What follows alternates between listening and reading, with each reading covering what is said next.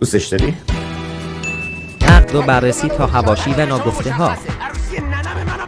سلام رفقا، خوش آمدید به یک ویدئوی دیگه از کانال ما. در این ویدئو قرار نگاهی به حواشی و ناگفته های به فیلم 70C ساخته بهرام افشاری بپردازیم. تا انتهای این ویدئو با ما همراه باشید.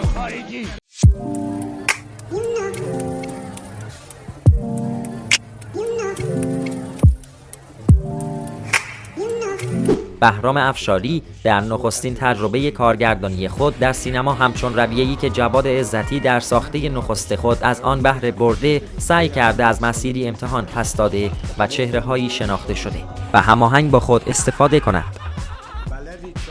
هوتن شکیبا از صمیمی‌ترین رفقای افشاری و حمزه صالحی فیلمنامه‌نویس آثار کمدی‌های پرفروش این سالها همچون فوسی و تگزاس در کنار تهیه کنندگی ابراهیم آمریان به عنوان یکی از دستاندرکاران پرنفوذ در سینمای ایران جملگی زری به این هماهنگی و انسجام را در بخش تولید نخستین اثر افشاری افزایش داده است. اصلا متوجه منظورتون نشدم. شما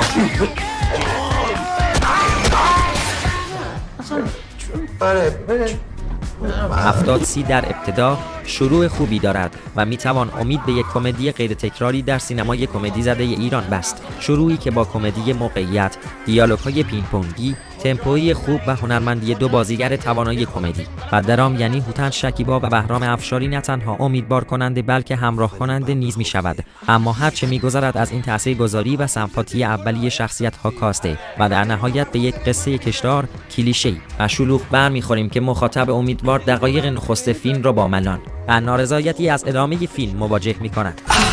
یعنی قرعه کشی میکنم به نفر برنده است. روایت فیلم با داستان درگذشت زود هنگام یک پیرمرد بیمار و همزمانی آن با برنده شدن او در یک مسابقه بخت‌آزمایی جان میگیرد. اما در ادامه پر کردن فیلم از خرد داستان متعدد از شخصیت‌های زاید سبب می شود که مسیر دنبال کردن قصه با مشکلات زیادی روبرو شود. گویی فیلمنامه‌نویس سعی داشته با بالا بردن ضرباهنگ اثر و وارد کردن موقعیت‌های داستانی مختلف و لحظات کمیک متعدد حواس مخاطب را از چاله چوله‌های داستان خود منحرف کند و به نظر می‌رسد این بالا بردن ریت برای پرت کردن حواس تماشاگر به یک اپیدمی در میان فیلمنامه‌نویسان ایرانی بدل شده است. حرف بزن با وکیل من داره سوسپانسیون می‌کنه. به وکیلت بگو موتورت بفروش خودت هزینه‌اش کن. نزنین جای سوسپانسیون. 70C فیلم 70C با وجود هنرمندی بهرام افشاری و هوتن شکیبا که بار اصلی کمیک فیلم و سنگینی فیلمنامه بر دوش آنها بوده، در شخصیت پردازی دیگر کاراکترهای فیلم ناموفق عمل کرده است، به گونه‌ای که به سختی میتوان چند ویژگی خاص و قابل ذکر برای این شخصیت‌ها برشمرد. سیاوش طهمورث در نقش یعقوب پیرمردی است که بدون آنکه بداند در آستانه مرگ قرار گرفته و در عین حال از لحاظ شخصیت پردازی جزو شعاری ترین و کلیشه‌ای کاراکترهای فیلم محبب می شود که قرار است یک تن بار معناگرایی فیلم و لحظات متأثر کننده آن را ایفا کند. دیالوگ مهم اون در زمان دریافت جایزه 30 میلیاردی مبنی بر اینکه این جایزه در این سن و سال به نوعی دهنکجی روزگار به اوست. بر راستای همین تزریق معناگرایی به فضای داستانی است که روح آن خالی از چنین محتوایی است و تنها در لحظاتی کوتاه و دیالوگ‌هایی شعاری قرار است تم معناگرا و فضای عدالت‌خواهانه فیلم تبیین شود. فیلم 70C مصداق بارز فیلمی است که از یک کمدی سرگرم کننده به یک فیلم سرکاری تنزل پیدا کرده و با وجود اینکه برخی المان‌های زیبایی شناسی جذاب از جمله حضور دو هنرمند توانا یعنی هوتن شکیبا و بهرام افشاری را در آغاز خود دارند، اما در ادامه با افتادن در سراشیبی یک فیلمنامه تجاری و نه چندان قابل اتکا به مسیری دچار می شود که دیگر فیلم‌های طنز سینمای ایران در این سالها رفتند. شاید از مهمترین امتیازات فیلم 70C نه مربوط به فیلمنامه و کارگردانی بلکه مربوط به گریم و بازیگری آن باشد، جایی که بهرام افشاری در نقش ایوب و هوتن شکیبا در نقش پرویز توانستند با اتکا به گریمی متفاوت و جدید از چهره و شمایل گذشته خود تا حد زیادی آشنایی زدایی کند. افشاری یکی از عوامل مهم در سرپا داشتن فیلم است. لهجه همدانی او که قبل‌تر در تئاتر امتحانش کرده بود در اینجا نیز جواب داده است. هوتن شکیبا نیز که اگر بهترین بازیگر نسل جدید سینمای ایران نباشد از بهترین ها محسوب می شود، بازی جدیدی ارائه داده که از همه کاراکترهای قبلی اون فاصله دارد. و کنار هم قرار گرفتن این زوج نه تنها کنجکاوی برانگیزی فیلم را دوچندان کرده، بلکه یکی از اصلی ترین دلایل همراهی مخاطب با درام به شمار می آید.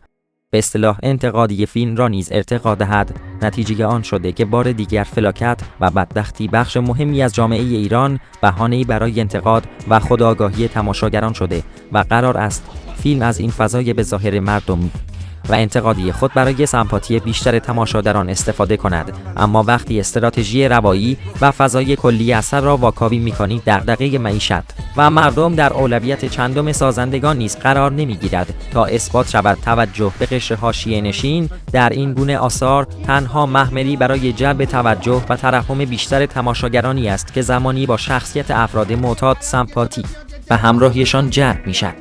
و حالا قرار است زاغ نشینان چنین کارکردی را در فیلم ها داشته باشند.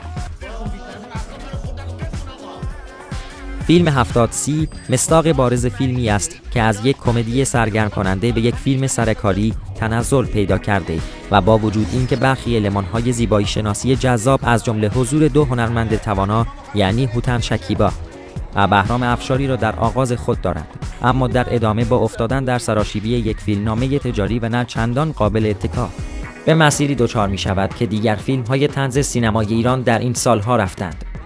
خیال تخت امت در امانه.